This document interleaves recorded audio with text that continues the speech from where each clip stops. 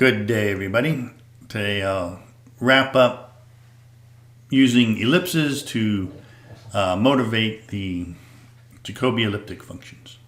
And this is a popular way, so I have already done the vertical ellipse, which I think has some advantages, but let's look at the horizontal ellipse. That was the first way I came across, and maybe you have too, and I'll go through a few things that may have been avoided if you did see it already.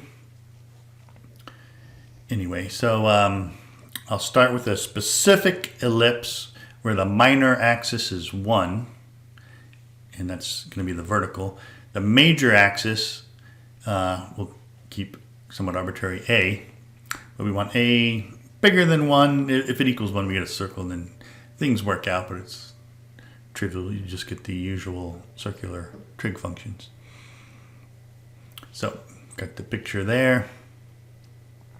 The equation of the ellipse would then, of course, be x squared over a squared plus y squared over b squared, but b is 1, so we won't write that, equals 1. So that would be the ellipse, a greater than or equal to 1. Make sure the minor axis that way. The eccentricity is given by, we'll call k, and it's the square root of the major axis squared minus the minor axis squared, which is 1 divided by the major axis. So there we go. And again, a lot of similarities to the vertical ellipse, but there are some differences, and I'll go into those as well. Note if we're at any point on the ellipse, x, y, of course, that's r away from the origin. And so we can solve for r in terms of just one variable x, since we can get y in terms of x from the equation of the ellipse. And so we can get r actually in terms of both theta and k. Right, so that will determine the ellipse uniquely. Actually, when we generalize a little bit more, it's the minor axis is the numerator and the eccentricity right here. So this will determine the equation of the ellipse centered at the origin. You can get to any point on the ellipse if you know the polar angle theta. And sometimes later it'll be convenient to have r in terms of a different parameter, say t. Now for each point on the ellipse, we'll set the y value to be soon u, SNU, which also depends on k, but as usual I'll suppress the k dependence. Usually k is fixed throughout. You pick a k at first and then do everything. So we're not going to be varying k once we fix our ellipse. But for each k, you do get a whole new ellipse. Okay, so the y value at any point, we'll call that soon u. The x value, well, that'll be, notice y goes between -1 and 1. X would go between -a and a, so we'll divide by a, and then we'll call that kun u, CNU. And dun u will be r over a. So that is at most 1, because the most r can be is a, and then the least it could be is 1 over a, or more generally the minor axis b over a. So this describes the values, but in terms of u and what is u, different ways to look at it. Some like du is r d theta. Sometimes that's all that's given. That's a little inexact. It'll work to get the derivatives, but if you want a graph, you might want a little bit more. So if you want du to be r d theta, then you should have u is the integral of r, but we have to use a dummy variable, so that's why I changed the variable there. So this will be r of t dt. I have up here, so working backwards. So if u of theta is this integral, then du d theta will be r of theta, which is what I want. Note there's some really good web pages, and here's just one of them, but they're a little inexact. And let me just zip down to the end. But here they do it. This is almost like the standard definition, but you've got the same variable as the dummy variable and as the upper limit, which you should not do. Scrolling down here, we want du as r d theta. This is a little imprecise. To make it a little more precise, you could do what I did, have the integral from 0 to theta, but then you can't use theta as the dummy variable as well. It's not good notation. Also notice, and something I'll do is I'll generalize to a more arbitrary horizontal ellipse, because you gain a little bit more, and we will want kun u to be x over a still. Dun u will still be r over a, but b, it might not be 1, so sun u will be y over b. So I will look at that, but du is not r d theta, just like in my other video. It's r divided by the minor axis d theta, which in this case would be r over b d theta, which isn't really indicated here. So, some things I had to work out on my own, which is fine. But I mean, this is a nice web page, so I still recommend it. But some people aren't as mathematically precise as I am, I suppose. So here is an ellipse where the major axis is 2.5, minor axis 1. So that's a pretty elliptical ellipse, high eccentricity ellipse. And any point x, y. The y value goes straight across, will be SNU. The x value, it's going to turn out sun u squared plus kun u squared is 1, so it must be on the unit circle. So once you go straight across to the unit circle, if that's sun u, dun u must be the x value. Also notice, this will be important later, the angle theta, polar angle theta to the point xy is given here, and then the angle to the sun u and dun u is something different. We'll call it phi, and we'll see how phi relates to theta and the standard definition at some point. So this ellipse has roughly k equal 0.91.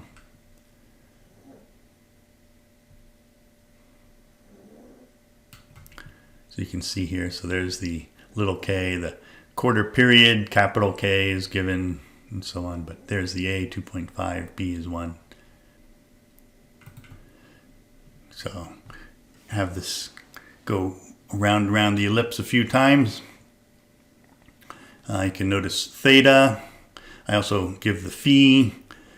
In quadrants 1 and 3, theta is behind phi. And in quadrants 2 and 4, theta is actually ahead of phi, right? So let me stop for a moment. They match at the quadrant angles, but if I stop here, so now the theta is actually ahead of the phi, and I'm going beyond the 2 pi. But of course, for any point on the ellipse, I can read the x and y value nice and easy. So I have kun u, dun u, and sun u. Nice and easy, because I know r for any value of theta. I know x, y. Of course, I know a. So I know all these values. U is given by this integral, so I can also compute u for any value of theta. Just do that integral. And that's all you need to do the graphs. So again, theta's ahead, now theta's behind phi, and it switches every quadrant. They meet up at the quadrant angles, of course. So you get the idea. Again, just like in the previous video, if I want to do any graphing, first note, from this definition, I can always graph u as a function of theta. Just do it parametrically, let x equal theta and y be that integral. And we can also conversely graph theta in terms of u just by switching x and y. So now this is what theta will be in terms of u. And from that,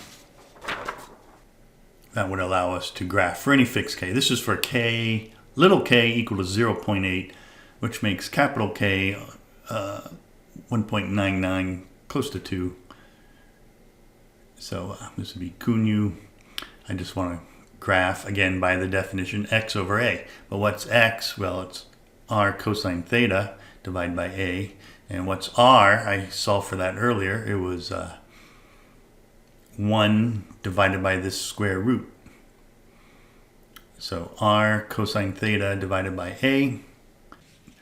Note, I get rid of the a by a is 1 over this square root. So 1 over a is just the square root of 1 minus k squared. That's the length of the major axis. So if you know the eccentricity and minor axis 1. Similarly, if I want to graph Sunyu for any fixed k, I just want to graph y, which is r sine theta. So there's r times sine theta. Let x be u and y this. So that'll plot Sunyu and then Dunyu, r over a. The properties, pretty quickly here. X divided by a would be Kunyu, so x must be a Kunyu. Y is just Sunyu. R is x squared plus y squared.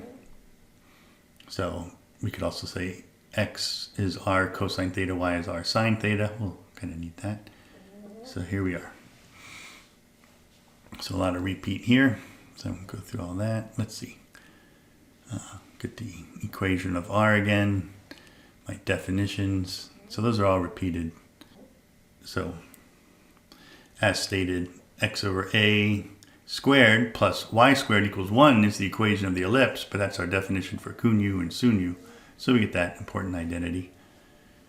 An identity I'll need later is x squared plus a squared y squared equals a squared. So if you just multiply through by a squared from the equation of the ellipse, I get this one. Then I only got 1 star, but I'll need it later. And then from polar math, r squared is x squared plus y squared, but x is a Kunyu, y is Sunyu. R squared is a squared Dun squared. So from here we get, you can divide through by a squared. We already did this one identity, so 1 over a squared will be 1 minus k squared. And if I distribute, I get this identity. So these identities kind of characterize the Jacobi elliptic functions. We also want the derivative rules as well. I'll start with the du is r d theta, and we'll find d Sunyu du. Starting from tangent of theta is y over x. Take the differential of both sides. Derivative of tangent is secant squared. Theta d theta is the differential. And the differential of y over x, using multivariable calculus, partial y is 1 over x, dy, partial x will be negative y over x squared, dx, common denominator. Secant squared, by the way, if I go back here, cosine is x over r. So secant, 1 over cosine will be r over x. So I'll just put that in and square it right here. And then if I want r d theta, I'll multiply through by x squared, and that cancels that, but also divide by 1r and leave 1 behind. So if I divide by 1r, I get this. To get rid of dx, I'll go back to the equation of the ellipse and take the differential of the ellipse equation, x over a squared plus y squared equals 1. So again, the differential of both sides there will be 2x dx over a squared plus 2y dy equals 0. Or x over a squared dx is negative y dy. So dx will be negative a squared y over x dy. So now if I go back to here, it'll be r d theta is x over r dy minus y over r dx, which is x over r dy minus y over r, and then for dx I put in the negative a squared y over x dy. Simplify here. r d theta x over r dy plus a squared y squared over xr. Get a common denominator by top and bottom by x. So r d theta is this. And this is the one-star equation. The one-star equation, I won't go back to it, but this equals a squared. So you can have it handy right here. So that was the numerator. So r d theta is a squared over x times r dy. Change this to du. And now I want dy du. So that'll be x over r, x times r, divided by a squared is dy du. So dy du is x over a times r over a. But what was y? Y is sun u. So d sun u du is, this is kun u, and that's dun u. So that's the first derivative equation. And then you get the other two from the identities. Kun squared plus sun squared is 1. Just take the u derivative of both sides. I'll get 2 kun u d kun u du plus 2 sun u derivative of sun u. But that one I now know is this. So move this over to the right. Divide by 2 kun u. The 2's cancel, the kun u's cancel, and I get that equation. And then from this other identity, if I differentiate both sides with respect to u, then just divide by 2 dun u, I get the derivative of dun u.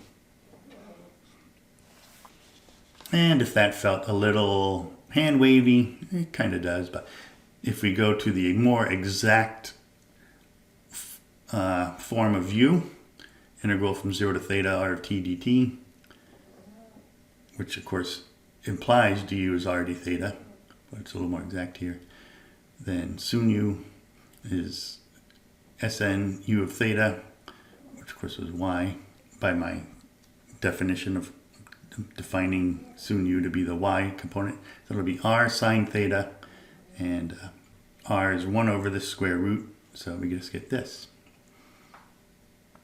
Kun u, x over a. Again, we saw this when I looked at how, if I wanted to graph. I want to graph the functions. This will be the y component, and x will be the u component of the parametric curve. So if I want the derivative of sun u, it'll be dy du, or which is just dy d theta over du d theta. And I don't think I'll say it out loud, but just take the theta derivative of this, quotient rule, chain rule, etc. Du d theta is easy. Just plug the theta in by the fundamental theorem of calculus. Simplifying, this flips up and joins that and cancels that. And then you can factor out a cosine. And in the end, it'll simplify to this. But what is this? So split it into 2.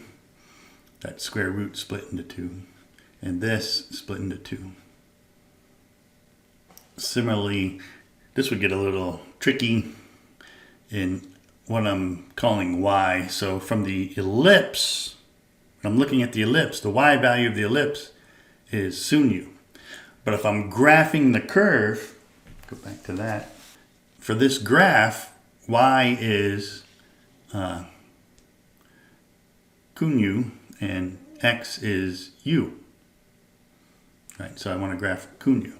So y is x over a described on the ellipse.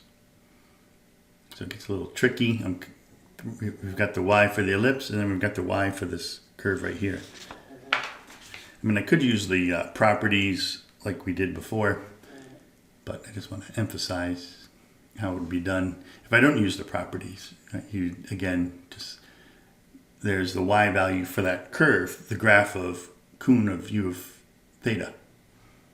So x is u of theta, y is cn of u of theta. So if x is u of theta, there's x in terms of theta, and here's y.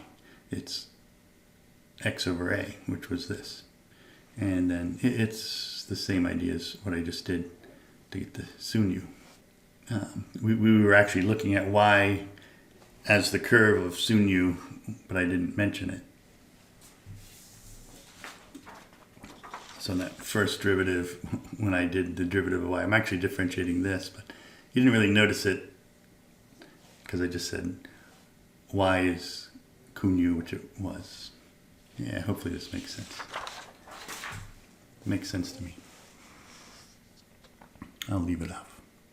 Anyway, so I just differentiated kun u directly again, rather than use a property. That's handy. By the way, if I want the concavity, I'm not going to go through the concavity. I think I did go through the concavity in a previous video. This has a different definition, but it leads, of course, to the same points of concavity. So with the graph of kun u, you get these inflection points. So I'm looking at kun u. So you always have change concavity as you cross the, I guess I should say, u-axis. But once k is bigger than root 2 over 2, which this is k equals 0.8, so it is. It's hard to see, but you actually have inflection points a little beyond as well. It gets more obvious as k gets closer and closer to 1. You've got the other inflection points. Sun u only has the inflection points at the u-intercepts. So that's a popular way. I did say I would generalize. So if b is not restricted to be 1, all I want is a bigger than b. And I drew it so that b was bigger than 1. But the ellipse could be inside the unit circle or partially inside. But we do want the major axis horizontal along the x-axis, the minor axis vertical along the y-axis. But if you don't restrict b to be 1, you gain a little bit of insight here. So just quickly, I'll probably skip some of the work. But kun u is x over a still, and then sun u is y over b, dun u will be r over a. And then you can still solve for y in terms of x, and solve for x, or solve for r in terms of theta and k, but also the minor axis, which makes sense, right? So if you only know the eccentricity, that's not enough to get the ellipse. But if you know the minor axis and the eccentricity, that would be enough to get the ellipse. And then knowing theta would also be enough to know where you are on the ellipse. So again, this is the eccentricity. So the eccentricity determines b over a. Again, a is bigger than b. So if you were to take the reciprocals of this, you can have the ratio of the major to the minor is this. But you can also solve for k. This is e for the eccentricity. So the major and minor axis determine the eccentricity, and vice versa. The eccentricity determines the ratio of the major axis to the minor axis with this reciprocal. So that would characterize the ellipse. So this gives r, and r over b is actually what we need for the u. U is this same integrand. So this didn't change. But if this didn't change, but r changed to, instead of just being, if b is 1, you get a 1 automatically. But if b isn't, then what I really have is r divided by b. And so that's dimensionless. So I'm integrating from 0 to theta of r. It's kind of how far you are in units of the minor axis. So again, this is all repeated. Most of the work's kind of similar. You've got an extra b running around here for the r. And I naively chose r d theta here at first, but then I saw it was a mistake, and I didn't bother rewriting this page. So I just crossed it out. And then maybe to emphasize the correction. So with our definitions up here, obviously, since the ellipse is x over a squared plus y over b squared equals 1, right? That's the standard ellipse with major axis a, horizontal, minor axis b, would be that. So if that's kun u and dun u, then obviously we'll get this equation right here. And then from r squared is x squared plus y squared. X is a kun u, y is b sun u, and r is a dun u, we get this equation.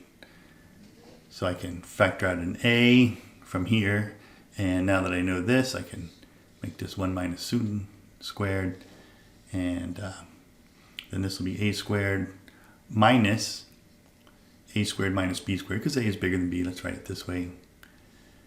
And then if I divide through by a, I get a squared minus b squared divided by a squared, but that's just k squared. So I get this same identity again. So none of that depended on u, but the derivatives do. And so this is the correct version of u, which means du is 1 over b r d theta, r over b d theta. I'm missing this page. So again, y is b sun u. So dy du is b times d du of sun u, or 1 over b dy du is d sun u du. And here I'm just dealing with the ellipse. I'm not graphing it along an axis or anything. I'm not graphing it parametrically. I'm just using the definitions from the ellipse. So probably should go through this. Tangent theta is y over x. So a lot of things are similar. Secant squared from the differential theta d theta is, again, the differential here. Partial y dy plus partial x dx. Again, cosines x over r. Secant is r over x. So that's all similar. Again, from the equation of the ellipse, if I do the differential here, I'll get dx is negative a squared over b squared y over x dy. So let's plug that in. So I've got r squared over x squared d theta is 1 over x dy minus y over x squared times this quantity right there. So I get this. If I get a common denominator, then the numerator will just be a squared b squared. And that's easy to see from the equation of the ellipse, multiply through by a squared b squared. So I've got r squared d theta. Let's divide by an r. Notice the b's cancel here. But then I do want divided by b, so let's divide by b. So cancel, then divide by b. So I get this quantity right here is that. And that's my du. And that'll be a squared x times r times 1 over b dy. So if I divide by du, I get dy du with a 1 over b. And I'll flip this to the other side. It's xr over a squared. So 1 over b dy du is x over a times r over a, which will be kun u dun u. So we get the same derivative. And again, alternatively, if we wanted to, we could graph where x is u of theta. Right? So if I graph x is x of theta, u of theta,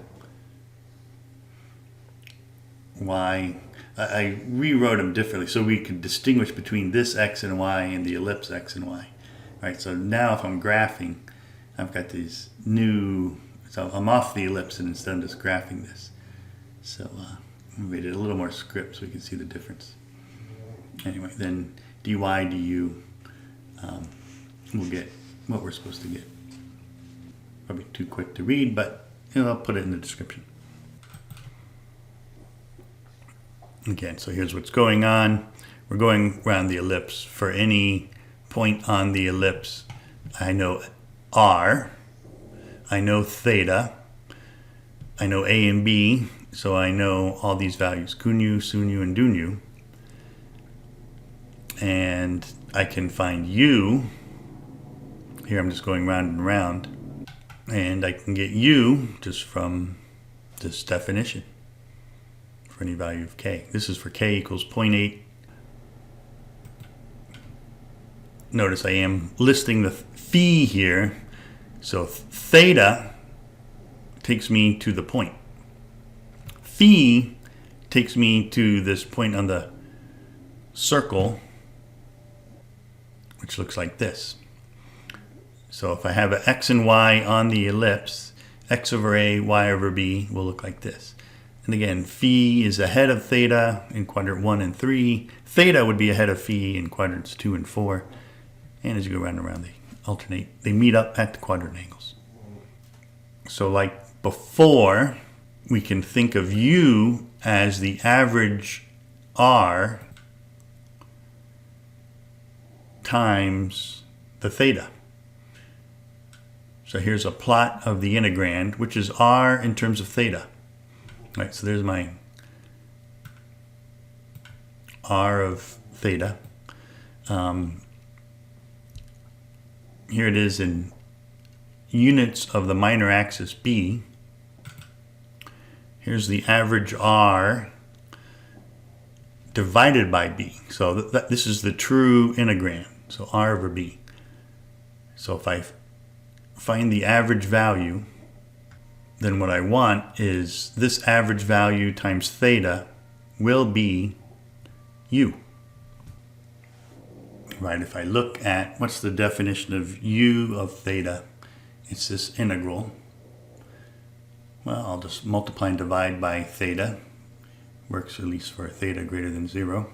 And but what is this integrand? It's r of t divided by the minor axis b. And then this whole quantity then is sort of like an average value. It's the average value of r of t divided by b. So, or it's r over b average. So r over b average times theta will give me u. And again, that's an analogy.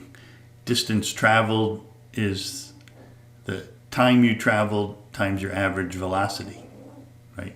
Time you traveled times 1 over t integral 0 to t of v of t. Or we all know distance traveled is just the integral of the velocity, but if I multiply and divide by t and separate this out, it's sort of v average times t. So kind of an analogy there. But it is useful if I want to look at any interval from theta 1 to theta 2. U at theta 2 minus u at theta 1 is obviously just the integral from theta 1 to theta 2.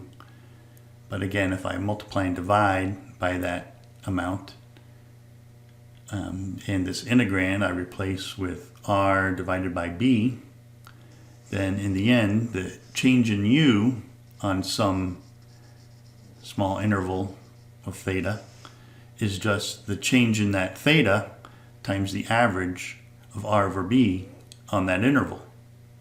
So let's look at this ellipse. Well, right now, k is 0 right here.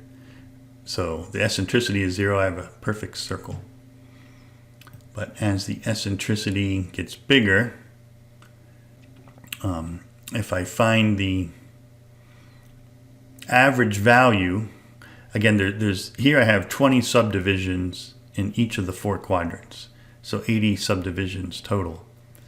But if I find the average r in units of the minor axis, which I conveniently made 1 again, if I find the average r, then u is that average times the change in theta. Now the change in theta is 1/20th of pi over 2, so I guess pi over 40, or 1/80th of 2 pi, either way, pi over 40. So for the pi over 40 is the change in theta all 80 times, but the change in u is going to be that, and so right here, r is roughly 1 times the minor axis. It gets a little bit more, but it's roughly 1. So here I am looking at the average value, so around 0 and pi, I've got my maximum for the horizontal ellipse. Around pi over 2, the average value is really close to 1. Go near pi. It's almost roughly 5/3. That's the eccentricity. This is for k equals 0.8, which has an eccentricity of 5/3. I want to look at 0.8. Doesn't look so elliptical once you stretch it way out, but so there's 0.8. So 1.67 is the minor axis. So the average is almost 1.67 on that interval, but it's a little less. But again, you have a smaller average, so the change in u is that for all of them. And that's like a stretch factor then. So if we look at it, here we go, theta. So if k is 0, all these points are equidistant. But as k gets bigger, then I stretch more and more. At pi over 2, which I've got kind of attached in green, that's where the stretch is really just stays 1 the whole time. And you get more stretching at theta 0 and pi and 2 pi, etc. for that horizontal ellipse, major axis horizontal. So graphically, what does that mean? It means there's a stretching of r sine theta. So r sine theta, if we can see, is this. There's sine theta. So this would be for sun u. So if I just graph with no stretching, I get this. But if I start to stretch, then here is the true graph of sun u. So I stretch that one curve along the x-axis because I want it to be u. So right now x is not u.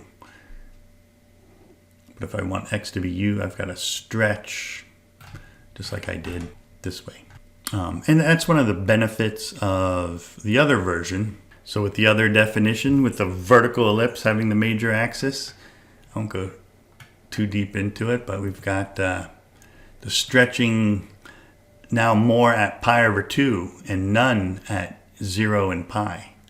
If you can tell, there's not much stretching going on there at the lower left corner.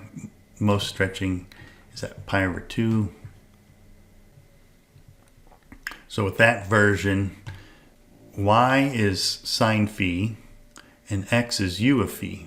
So you can see the stretching as k changes, it only stretches horizontally sine. So this is the pure graph of sine, but it's stretching, it stretches more now at pi over 2. This is with the vertical. So you can kind of see. So this would be sun u for different k's right there. So you get different amounts of stretching, but that's all in the other video, so I don't want to go too deep into that. Again, if I want to look at the graphing, I'm just graphing this one curve. There's x of u for my parametric form, parametric curve. Y is r sine theta. No, I can't use theta, I had to use t. So r, when k is 0.8, is 1 divided by this quantity. And so r sine theta is this. So this will graph sun u. And there's the form for u of theta. So if I graph, it takes a while, but the period is 2 when k is 0.8. It's roughly 1.99, but to the naked eye it'll look like 2. Each tick mark is 1. I should say the quarter period is 2. Sorry, so the full period will be 8. And now I'll compare with the standard definition. So we'll go to y equals. And now the standard definition, u is the integral of 1 over square root of 1 minus k squared sine squared t dt from 0 to phi. Now I don't have a phi, I've got a capital T there, and instead of a little t there, I just use w, dw, and then sine, then for sun u, it'll just be sine of amu or sine phi. So now I'll plot this one. It's going to do both at the same time, but they will look identical. They are identical curves.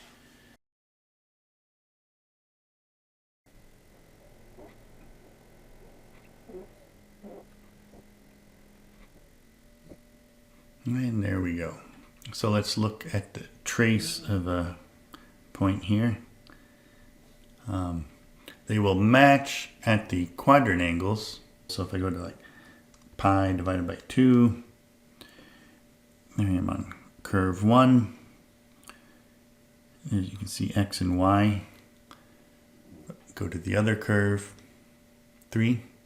X and y are the same, and that's the quarter period value. And the same at pi, if I trace to pi. Curve 3, standard definition. Curve 1, y is 0 there, 10 to the negative 10. And notice x didn't change. Let's go to 3 pi over 2. Curve 1. Curve 3. So let's pick a new value. Let's say pi over 4. Pi divided by 4. So here I am on the standard definition. Is this one I want? I think that's the one I did want, actually.